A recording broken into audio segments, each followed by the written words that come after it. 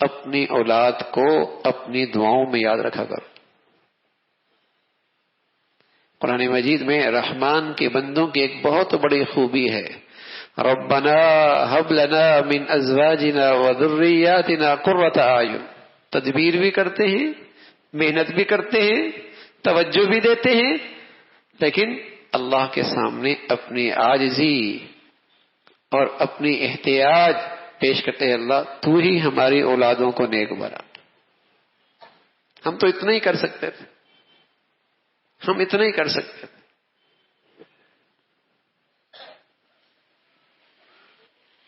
کہ اہتمام کے ساتھ اللہ کے سامنے گڑ گڑائے، اپنا محاسبہ ضرور ہو،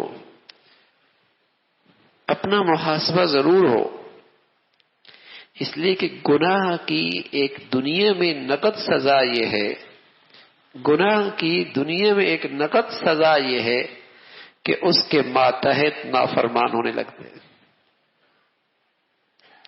گناہ کی ایک نقد سزا دنیا میں یہ ہے کہ اس کے ماتحت نافرمان ہونے لگتے ہیں۔ یعنی یہ شکایت تو ہے کہ بیوی نہیں سنتی، لیکن تھوڑا سا آدمی جائزہ لے لے، میں بھی اللہ کی سنتا ہوں۔ یہ تو پریشانی ہے کہ شوہر مانتا ہی نہیں، یہ بھی ذرا سن لے کہ میں بھی اپنی اللہ کی مانتی ہوں۔ اولاد سنتی ہی نہیں، میں نے کتنی اللہ کے سنی ہے، یہ جائزہ بھی مسلسل لیتا رہے۔